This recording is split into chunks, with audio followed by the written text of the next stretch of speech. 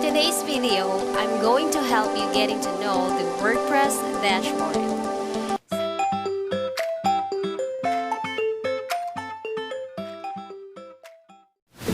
Hi guys, it's me Celena once again, and thank you for coming back to my channel.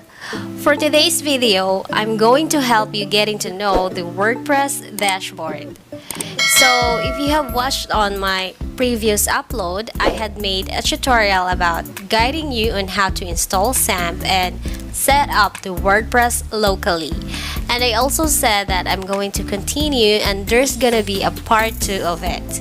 So before jumping into the part 2, I have decided to create a tutorial, which is this video, as you can see on the title, and I think it is also best for you to have at least an idea of what is in the WordPress admin panel.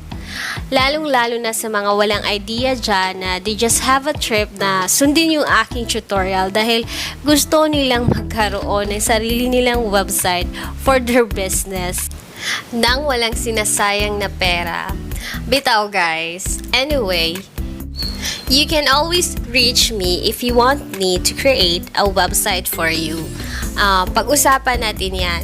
So, wala nang pakeme-keme dyan. Let's get to know the WordPress dashboard.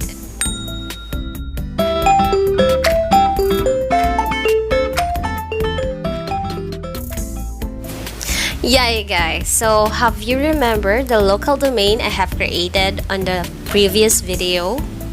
First na gagawin natin is, let's open our browser and sa dulo ng iyong local domain ay ilagay ang /wp-admin. The very first thing you'll see after typing wp-admin is it will redirect to your login. After logging in, it will open the WordPress backend, also known as the admin panel.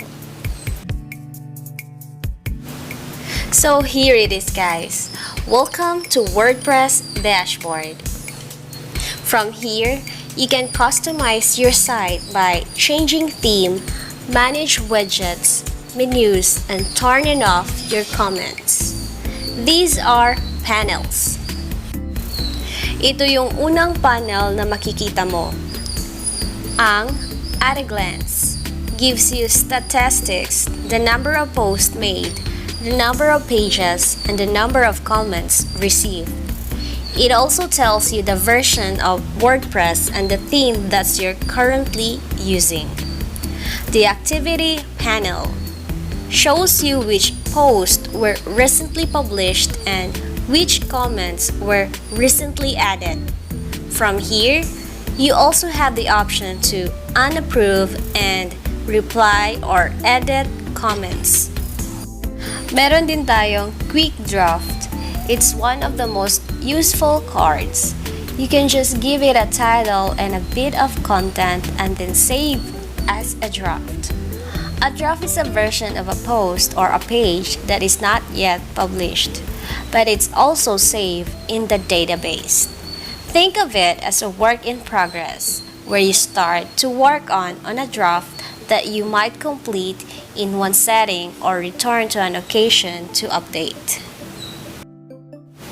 The WordPress Events and News panel contains news about meetups and events. The great thing about the WordPress admin dashboard is that you may customize it. For example, you may hide a panel and leave the ones you want. If you're not interested in a particular panel, you may collapse it or go to screen options, where you may choose which panels or which boxes to show. You will also move this around to rearrange the panels. Another part of the dashboard is the updates. You'll find it in the menu on the left. This gives you a status whether or not you have the latest version of WordPress installed and if the plugins and themes are all up to date. On the left side of the dashboard, makikita mo itong mga icons na meron ding iba't ibang functions. First is itong dashboard icon na merong home and updates. Next is the pin icon. Dito ka makapag-i-edit ng iyong blog. Media icon. Mag-add ng mga photos, PDF files, audios, and videos. Next is ang page icon. Para madali mong ma-add ang mga pages na gusto mo.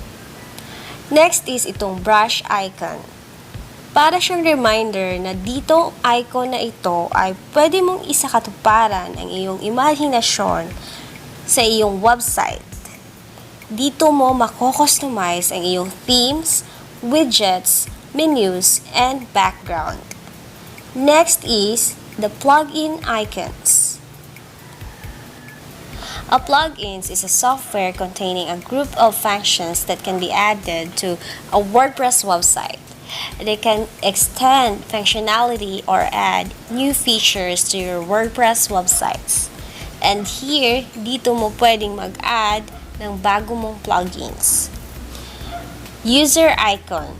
Ito yung kung saan pwede kang mag-add and edit a specific user role. Next is the tools icon. Dito mo makikita ang iyong database na pwede mong ma-import and export. Like, kung gusto mong i-move ang iyong website, i-import mo lang ang database and pwede mo nang i-move ang iyong website nang walang ka-hassle-hassle. And finally, is ang settings icon na merong general, writing, reading, discussion, media, permalinks, and privacy. And that's all guys. I hope ay na-familiarize nyo ang WordPress dashboard, lalo na sa mga functions ng kanilang mga icons and panels. I know most of you guys sa nakapanood ng aking pag-setup ng WordPress locally ay excited na kayong makapanood sa magiging part 2 ng paggawa ng website. And don't you worry guys, paparating na yung aking part 2 sa aking ginawang setup on how to create a website locally. WordPress website locally. So, that's all for now, guys. Thank you so much for watching.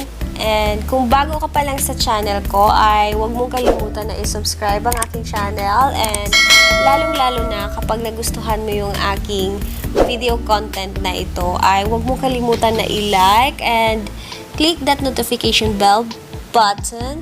And syempre guys, kung may mga tanong kayo tungkol sa aking content na ito, ay comment kayo dyan sa baba kung ano pa yung mga katanungan ninyo all about website, front-end web development, diba? Magtanong kayo, mag-comment kayo dyan sa baba.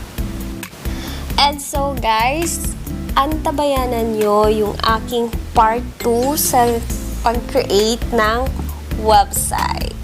So, thank you so much for watching guys. See you on my next video. Bye!